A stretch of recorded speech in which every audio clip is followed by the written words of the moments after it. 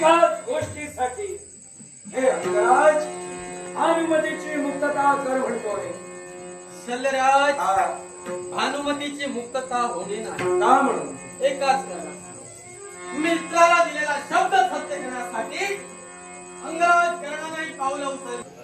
हे अंगराज कर्णा भानुमती माझ्या स्वाधीन का होणार? एकाच कारण, असं कोणतं कारण? ज्या अर्थी माझ्या मित्राला ती हवी आहे त्या अर्थी मी तुमच्या स्वाधीन अशी काय?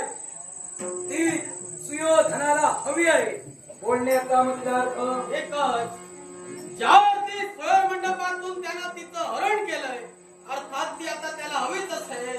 म्हणजे हवी होती म्हणून त्याचं हरण केलं की का? तसं समजा. मग तिथं त्याचा अपमान केलाय कारण काय म्हणून त्याला पुढे करावं?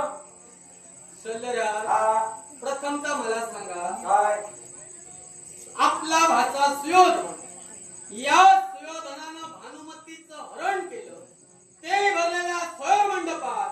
मग आपणही तिथं उपस्थित होता, तिथं प्रश्न न करता आता अंगराज करणारा प्रश्न करा. एकाच गोष्टीसाठी तिथं न्याय करण्यासाठी कलिंग देशाचे राजे समाप्त होते आणि त्या न्याय करण्यासाठी उभे सुद्धा राहिले. मग तिथं न्याय करण्याचा अधिकार त्यांना होता, तिथं माझा हस्तक्षेप करण्याचा अधिकार मला कोणी दिला होता? मग जर अधिकार तुमचा नव्हता तर ज्या राजकर्त्यांच्या कन्याचं हरण सुयोधनानं केलं ते राजकर्ते पाहून घेतील आणि त्यांना प्रतिकार केला सुद्धा.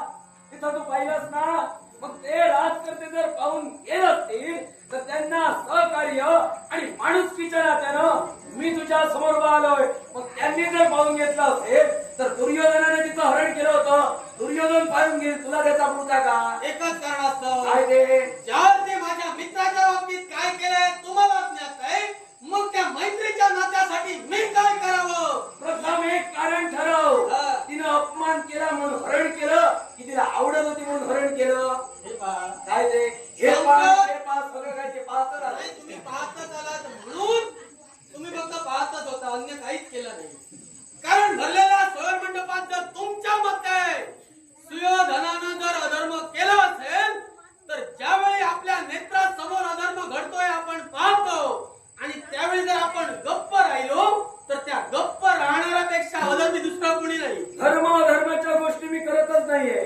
जिथं ती कृती चुकली त्याला जात देणं. जर त्याचा अपमान झाला होता त्याच्या पित्याकडे विचारायला होतं नक्की. भरलेल्या स्वयंवर मंडपात एका युवराजानं एका स्त्रीचा हस्त पकडणं हे कृत्य अनुचित होय. आणि हे जर का कृत्य अनुचित होतं मग त्याला तू सहकार्य का म्हणून करतोय? त्या अयोग्य कृत्याला तू सहकार्य करतोय का म्हणून करणार? का म्हणून? यावरती माझ्या मित्र तत्वासाठी आतापर्यंत अंगराज करणं जगत आलाय, मग त्या तत्वाच्या हितासाठी जर मी फटलो तर मग काय त्याला मी पाठिंबा देऊ? मित्रत्वाचं पुढे कारण करण्यापेक्षा स्वतःचं मन काहीतरी सांगा. वेळोवेळी मित्रत्वाचं नातं पुढे करून अनेक विषयांना पालटागडी करतात. मग स्वतःचं जर का कारण नसेल तर मित्रानं सांगितलेलं हेच जर का तुमचं कर्तव्य असेल तर सांगाम्या राहण्यापेक्षा स्वतःच्या हिमतीवर जो न्याय निवाडा झाला होता त्याला सहकार्य करायला होतं. तुमच्या मते सांगकाम्य अंगराज करणं असेल, पण अंगराज करण्याचे पराक्रम तुम्हालाही ज्ञात आहे, नव्हे तर इतरत्र सर्वांना ज्ञात आहे. जर तुमच्या मते ते सांगकाम असेल तर तुम्हाला मैत्रीचं नातंच कळालेलं नाही आणि जिथं मैत्रीचं नातं तुम्हाला समजलं नाही याच्या पलीकडे अंगराज मित्रत्वाच्या नात्याच्या गोष्टी मला शिकू नकोस. मित्रत्वाचं नातं मी सुद्धा सांगतोय. जाऊन विचार पितामह भीष्मांना. ह्या सैन्यानं मित्रत्वाचं नातं तुम्हा दोघांपेक्षा अधिक पुढे सुरळपणे निभावलंय आणि या मित्रत्वाच्या नात्याला सुद्धा आम्ही सुद्धा एक प्रतिमा म्हणून आहोत. फक्त आम्ही काही त्यांच्या निदर्शनाला आलो नाही. याच्या आम्हा आणि पितामह भीष्मांची मैत्री सुद्धा मैत्रीच्या तत्वाच्या सत्वा एवढीच होती. आणि हे नत्व नातं यात्रीरांना सांगा मला शिकू नका. जिथं पितामह भीष्म सुद्धा चुकत होते समजावण्याचं कार्य मी सुद्धा करतो आणि मी सुद्धा जिथं चुकत होतो पितामह भीष्म सुद्धा मला समजावत होते. मग जिथं मित्रत्वाचं नातं दोन जीवांना सावरण्याचं असतं, योग्य काय अयोग्य काय करण्यासाठी असतं. मग तुमचा मित्र जर चुकत असेल तर वेळोवेळी सहकार्य करून तुम्ही काय धर्माचे पुरस्कार देत होता की का? माझा मित्र जर चुकत असेल निश्चितच सुयोग्य मार्ग दाखवीन, पण ज्यावरती माझ्या मित्राची इच्छा आहे आणि त्या इच्छेसाठी जो अंगराज करणं सांगतोय जर तो वावगे वागत असला असता तर निश्चितच त्यानं सुद्धा सुयोधनाला प्रतिकार केला असता. स्वयंवर मंडपात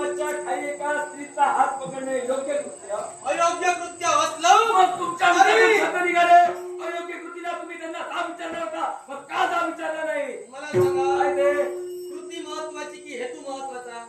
बोलण्याचा म्हणजे अर्थ कृती महत्वाची की हेतू महत्वाचा? हेतू आणि कृती वेळोवेळी दोन्ही महत्वाचे असतात. हेतू विना कृती घडत नाही, कृती विना हेतू साध्य होत नाही. मग जर कृती विना हेतू साध्य होत नाही तर माझ्या मित्राला जो हेतू साध्य करायचा होता म्हणून जी कृती घडली गेली त्याला तुम्ही चुकीचा कसा म्हणता?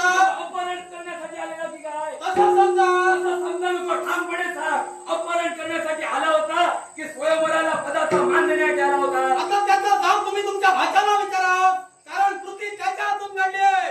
अंगराज कर्ण फक्त का उभा आहे तर मित्रत्वाच्या नात्यासाठी. आज त्याला तुम्ही जे हतबल केला तो हतबल झाला म्हणून अंगराज कर्ण आज इथं उभा आहे. मग त्याच्या विरोधात तू माची. त्याची बाजू सुद्धा मांडण्याचा अधिकार तुला आहे. मग ती योग्य प्रकारे मांड, त्याच्यावर ढकलू नको. बाजू मांडत आहे, मारत नाहीये. सांप्रत मित्राच्या बाजूने का उभा गेलो? कारण मित्र दुर्बल झाला आणि दुर्बल त्याला सहाय्य करणं, त्याला सबल करणं अंगराज आपलं कर्तव्य मानतो. चुकला म्हणून हस्तबल केलं होतं. जिथं त्याने ताप राजकारणाला विचारला, हा विचारला नाही. तर या विश्वाच्या काही मैत्रित्वाचं नातं पडत केलं छे. तर मित्राला चुकीच्या मार्गाने जाऊ देऊ नको. द्रौपदी स्वयंवरात मंडपाच्या ठाई तू सुद्धा द्रौपदी भूपतींना प्रतिकार केला होता. त्याचप्रमाणे या स्वयंवर मंडपाच्या ठाई तुला निमंत्रण पत्रिका आली होती की? निश्चित. मग त्या निमंत्रण पत्रिकेचा तू मान ठेवणारा होता. मग तिथं तुझा मान राजकर्त्याने राखला, मग राजकर्त्यांचा मान तू का नाही राखला? एकाच कारणास्तव ज्यावेळी अंगराज कर्ण का उभा राहिला तर मित्रावर संकट उद्भवलं म्हणून. तोपर्यंत अंगराज कर्ण फक्त तुमच्या सारखीच बघायची भूमिका करत होता. सांप्रत मित्रावर संकट उद्भवलं त्यावेळी अंगराज कर्ण छत्र करून उभा ठाकला. मग मित्रावर संकट का उभवलं याची शहानिशा केलीस की नाही? निश्चितच केली, कारण त्यानं स्त्रीचा हस्त पकडला. मग हे चुकीचं होतं, तू का थांबवलं नाहीस? कशावरून थांबवू? काय म्हणू? ज्या अर्थी मित्रानं सबळ पुरावा राजकर्त्यांना दिला त्या कन्येनं माझ्या मित्राच्या बाबतीत जी कृती काही केली तो सबळ पुरावा मित्रानं राजकर्त्यांना दिला. मग जर सबळ पुरावा एखादा व्यक्ती देत असेल तर त्याच्या मागे पृष्ठभागी कर्ण उभा राहिला कसा चुकीचा? पाहिलं होतंस ते कृत्य? मी काय म्हणतोय, काय? माझ्या मित्रानं जी कृती पाहिली त्याचा सबळ पुरावा राजकर्त्यांना दिला. मग जर राजकर्त्यांसमोर तो जर वाद घालत असेल मग तो चुकीचा कसा? हस्त पकडण्यापूर्वीचा विचारायला होता नक्की समस्त नृपती भूपतींसमोर एका स्त्रीचा हस्त पकडणं हे योग्य होतं का? एका स्त्रीचा हस्त पकडणं नव्हे तर तिची निर्वत्सना करणं हे अयोग्यच आहे. पण तेवढंच योग्य काय आहे तर एका वीराला तिचं वीरस्त्रीनं डिवचलं आणि त्या वीराची जेव्हा वीरस्त्री जागून झाली त्याच्या हातून त्या कृतीला विनाशिका कारण पुढे करू नका. जिथं युवराज पदाचा मान राखण्याची तो आला होता त्या युवराज पदाचा मान राखण्यासाठी त्यानं चाप राजकर्त्यांना विचारायला होता. नक्की स्वतःच्या मनमानीचा कारभार करून तिचा हस्त पकडायला होता. या विश्वाच्या ठाई अनेक स्वयंवर म्हणले घडले गेले. बाप चुकत असेल तर त्याचा चाप पित्याला विचारायचा असतो. नक्की स्वतःच्या मनमानीचा कारभार करून तिचा हस्त पकडणार आणि हे कृत्य काय एवढं मोठं नव्हतं. ज्या अर्थी जाब जर त्यानं पित्याला विचारायला हवा होता मग जो हस्तिनापूरचा युवराज म्हणून निमंत्रण पत्रिकेला मान देऊन तिथं आला त्याचा मान सन्मानाचा काही प्रश्न नाही की त्याचा मान सन्मान राखला गेला की नाही की काय? मान सन्मान राखला गेला. पण स्वयंवर मंडपात घडलेली घटना आणि त्या घटनेनं जर एका वीराचा अपमान होत असेल आणि त्या अपमानाला वाचा फोडण्यासाठी जर वीराकडून ते कृत्य घडलं असेल मग तो चुकीचा कसा? वाचा वेगळ्या मार्गाने सुद्धा फोडू शकला असता. द्रौपदी स्वयंवर मंडपाच्या ठाई ज्याप्रमाणे एका ब्राह्मणाला द्रौपदी वरिली म्हणून आम्ही समस्त क्षत्रियांनी राजकर्त्यांना ताप विचारला आणि राजकर्ते ताप देण्यासाठी जेव्हा असमर्थ ठरले त्याच वेळी रणरागिणीला चालना दिली. मग तेच कृत्य जर इथं घडलं होतं तर काय अनुचित होतं की काय? ते तुमच्या वेळी तुमच्या मतानुसार तुम्ही राजकर्त्यांना ताप विचारला. उपस्थित होता. निश्चितच तुझा तिथं अपमान झाला होता त्यावेळीची गोष्ट मला सांगू नको. म्हणूनच सांगतोय. साक्षी पुरावा तू सुद्धा आहे. म्हणूनच सांगतोय माझा अपमान मला ज्ञात आहे. नव्हे तर द्रौपदी स्वयंवराच्या ठिकाणी काय घडलं पूर्ण जाण मला आहे. ज्यावेळी राजकर्त्यांना प्रतिकार साऱ्या क्षत्रियांनी केला निश्चितच तद्वत ज्यावेळी सत्य समोर आलं द्रौपदीचा स्वयंवर पूर्णत्वास गेला. निश्चित निश्चित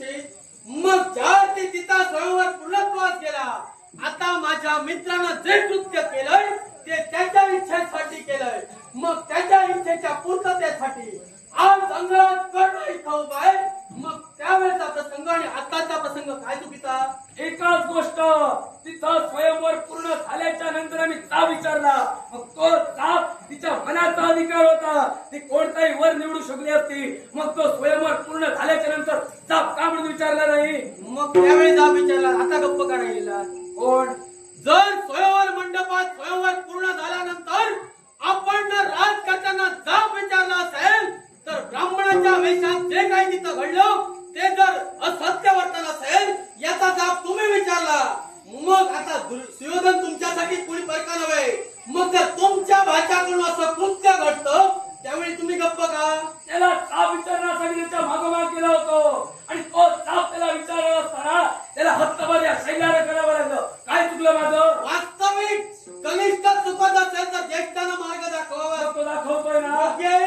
मग जर तो चुकत असताना जर आपण गप्प राहिला तर कनिष्ठाला वाटेल आपण करतो ते योग्य आहे. मग त्याचं काय चुकलं? त्या मग तिथं सुद्धा जर तुम्हाला ते असत्य वाटत होतं एवढंच जर राजकर्त्याप्रती तुमची निष्ठा होती मग सुयोधनाला जाब तिथल्या तिथं विचारायला होते. एकाच गोष्टीसाठी जिथं त्याने कृत्य मुळी चुकीचं केलं आणि तदनंतर संघर्षाची उभा राहिला हे त्याची कृती योग्य होती तर त्याचा अपमान झाला होता तर एक स्वयंवर थांबवला होता आणि राजकर्त्यांना विचारायला होता हे तुमचे संस्कार काय? असं न करता थेट एका स्त्रीचा हस्त पकडणं आणि त्याच्या देहाचा अपमान करणं हे योग्य नव्हतं. संस्कार साम्राज्याच्या बाजूला शैल्य उभा राहिले पण तोच जर का त्याने थेट जर का विचारला असता तर निश्चितच शैल्य त्याच्या मागे उभा राहिला असता. मी काय म्हणतोय जर तुमच्या मते सुयोधनाची क्रिया ही अधर्मी चुकीची होती तर अशा अधर्मी क्रियेला आपण ज्येष्ठ व्यक्ती म्हणून तिथल्या तिथं जर जाब विचारला असता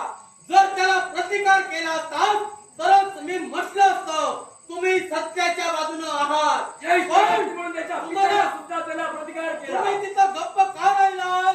कारण हस्तिनापूरशी तुमचे काहीतरी संबंध आहे आणि त्या संबंधाशी म्हणून तुम्ही गप्प राहिला आणि आता जाब अंगराज कर्णाला विचारता. निश्चितच हे ताप मी दुर्योधनाला सुद्धा विचारले. हस्तिनापुराच्या ऋणात मी सुद्धा आहे आणि तू सुद्धा आहे. निश्चित. आणि हे विसरू नको जो अंगदेश उपभोगतोय तो त्या दुर्योधनामुळं हे दिलेलं केलेलं जाण आणि त्याला सुधारण्याचं कार्य कर. या विश्वाच्या ठाई देणारा कर्ण घेणारा सुद्धा झालाय हे विसरू नकोस. ज्या ज्यावेळी जो जो प्रसंग घडला त्या प्रसंगाला प्रसंगावधान राखून कर्ण वागण्यासाठी तत्पर ठरला. आता तुम्ही म्हणताय जर घेतलेलं कर्तव्य नव्हे तर सुयोधनानं जे मला दान दिलं नव्हे तर जे मला वाहन केलं त्याची जाण जर मी राखायला हवी मग मी आता करतोय ते काय? मग तेच सांगतोय तो चुकतोय त्याला यशाचा मार्ग दाखव. जिथं तुझा भाऊ चुकतोय तिथं तुझा मित्र चुकतोय त्याला योग्य मार्ग दाखवणे तुझं कर्तव्य नव्हे की काय? चूक योग्य अयोग्य याचा विचार आम्ही करू. आता रोखण्यासाठी तुम्ही येऊ नका कारण सम्राट अंगराज कर्ण उभय तो फक्त आणि फक्त मैत्रीच्या नात्यासाठी मैत्रीच्या नात्या पलीकडे या अंगराज कर्णाला काहीच ज्ञात नाही. आणि ते जर का तुला काहीच ज्ञात नसेल तर सामोपचाराच्या बोलण्यातोय माझ्या कर्मी मार्गाला जाऊन मिळत आहे अनुमती माझ्या स्वाधीन अरे कर. काय कुणाची मग या अंगराज कर्णाच्या शेवटासाठी जर चंद्रराज जिंकले असेल तर स्वतःचे पराक्रम सिद्ध करण्यासाठी मुखाचा वल्गना न करता त्याला तुमच्या वल्गना आणून पाडण्यासाठी अंगराज कर्ण अरे काय करशील तेवढं सांग. मग जर भक्ताचा भक्त अंगात कर्ण नव्हे चुकीचा मूर्तिमंत खासदार आणि म्हणूनच या विराची विलक्षणता होतो. निश्चितच तुम्हाला दुसऱ्याचा आत्मघात आणि त्याच आत्मघात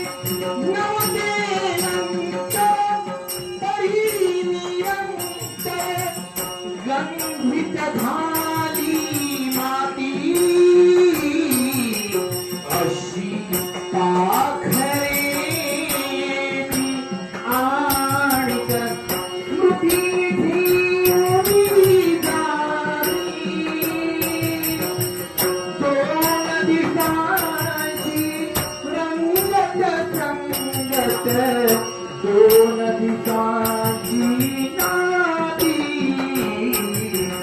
अशी